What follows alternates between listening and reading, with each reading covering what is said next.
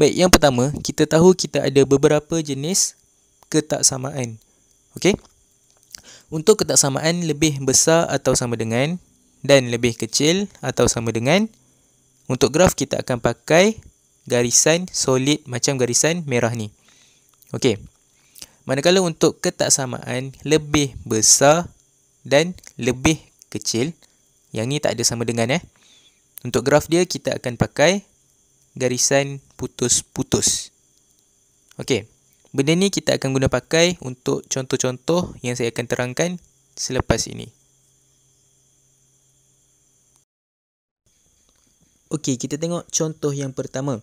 Dekat sini saya ada satu garis lurus Y sama dengan AX campur B. Kemudian kita perhatikan, dekat sini kita ada satu kawasan atau rantau yang berlorek berwarna kuning di mana kedudukannya berada di atas garisan tadi. Okey, apa yang saya nak highlightkan dekat sini, kalau kita ada kawasan berlorek yang kedudukannya berada di atas garisan, maka ketaksamaan yang kita ada untuk contoh ini, Y besar atau sama dengan AX campur B. Okey. Kita tengok pula.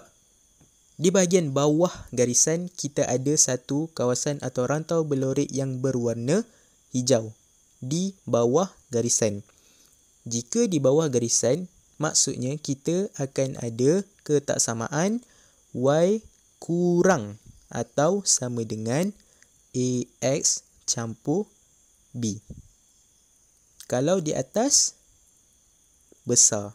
Kalau di bawah, kurang. Okey? Okey, contoh seterusnya. Lebih kurang sama macam contoh yang tadi. Saya ada graf Y sama dengan AX campur B. Di bahagian atas garisan, kita ada kawasan berlorek berwarna biru dengan ketaksamaan Y lebih besar atau sama dengan AX campur B. Manakala di bahagian bawah, kita ada kawasan berlorek berwarna purple dengan ketaksamaan Y kurang atau sama dengan AX campur B. Untuk graf ni kita masih gunakan garisan solid sebab ia melibatkan ketaksamaan lebih besar sama dengan dan lebih kecil sama dengan.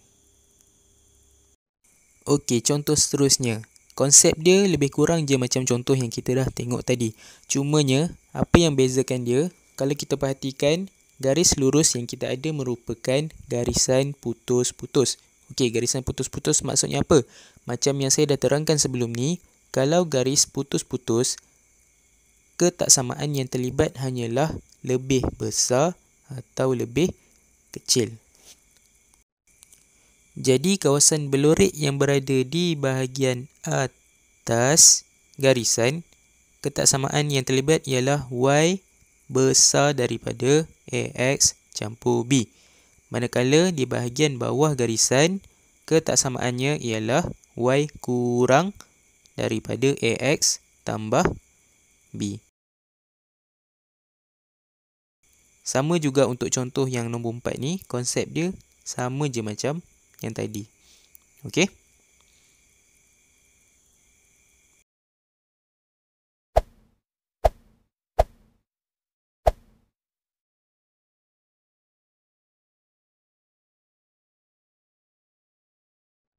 Okey, kita tengok contoh soalan yang pertama.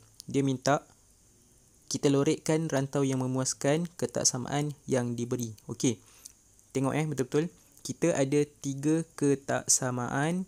Maknanya kita kena pastikan kita juga ada 3 graf. Ataupun dekat sini kita ada 3 garis. Maksudnya 3 ketaksamaan, 3 garis. Cukup partner dia.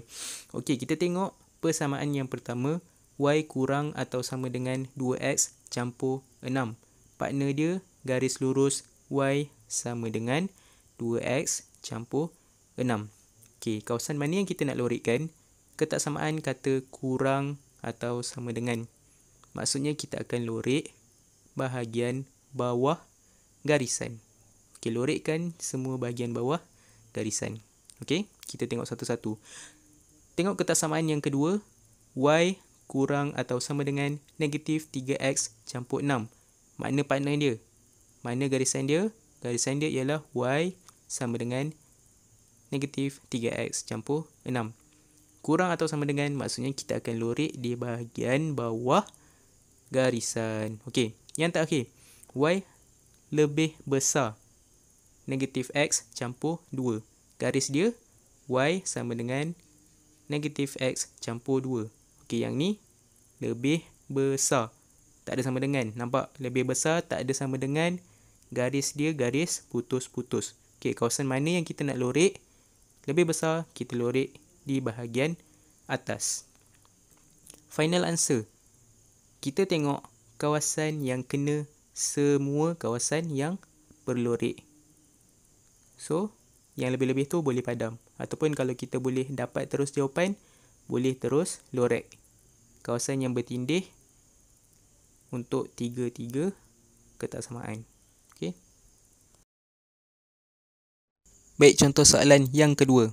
Sama macam tadi, dia nak kita lorekkan rantau yang memuaskan ke semua ketaksamaan yang dia bagi.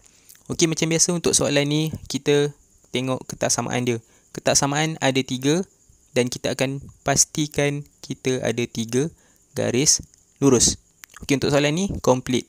3 ketaksamaan, 3 garis lurus yang diberi. Baik, tengok ketaksamaan yang pertama, kita ada Y lebih besar atau sama dengan 2 tolak X. Nak tengok garis yang mana? Kita tengok garis Y sama dengan 2 tolak X. Nak lorek kawasan yang mana? Soalan bagi ketaksamaan lebih besar atau sama dengan. Jadi, lebih besar lorek bahagian atas. Okey, settle untuk yang pertama. Ketaksamaan yang kedua, diberi Y kurang atau sama dengan X.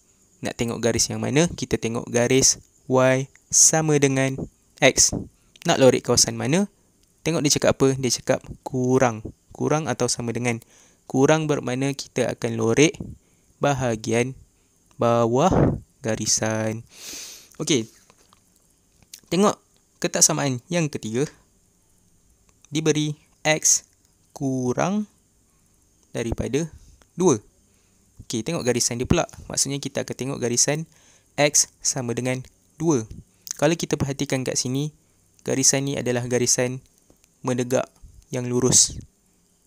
Kalau kurang, sepatutnya kita akan lorek di bahagian bawah. So ni kita tak ada bawah, tak ada atas.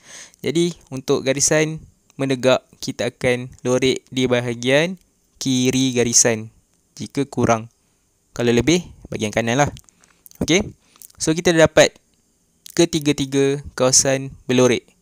So final answer, kita akan ambil ke semua kawasan yang kena pada 3-3 garisan tadi. Maksudnya yang bertindih. Okey. Settle untuk soalan yang kedua. Okey, contoh soalan yang ketiga. Soalan yang terakhir. Okey, kita tengok dekat sini, kita kena pastikan kita ada 3 ketaksamaan. Okey, sepatutnya kita akan ada 3 garis lurus juga. Tapi diberi dalam soalan kita ada 2 sahaja garis lurus. Tak apa, kita tengok satu-satu. Yang pertama, Y besar atau sama dengan negatif 4X campur 8. Yang ini kita ada garis lurus dia. Kita ada Y sama dengan negatif 4X campur 8. Okey, lebih besar maksudnya kita akan lorekkan di bahagian atas garisan. Okey, settle untuk yang tu. Kita tengok ketaksamaan yang kedua. Y besar daripada X campur 2. Yang ini pun kita ada partner dia. Kita ada garis lurus dia. Y sama dengan X campur 2. So sama juga, lebih besar maksudnya kita akan lorek kawasan atas garisan. Okey. Yang terakhir, Y kurang atau sama dengan 7. Okey, yang ini kita tak ada garisan dia. Untuk kes yang macam ni, kita akan lukis sendiri dia punya garis lurus. Untuk ketaksamaan, Y kurang atau sama dengan 7, maksudnya kita akan buat garis Y sama dengan 7. Macam mana nak buat? Carilah dekat graf, dekat paksi Y, dekat mana sama dengan 7, Y sama dengan 7. Buatlah satu garis lurus yang melintang sepanjang graf kita.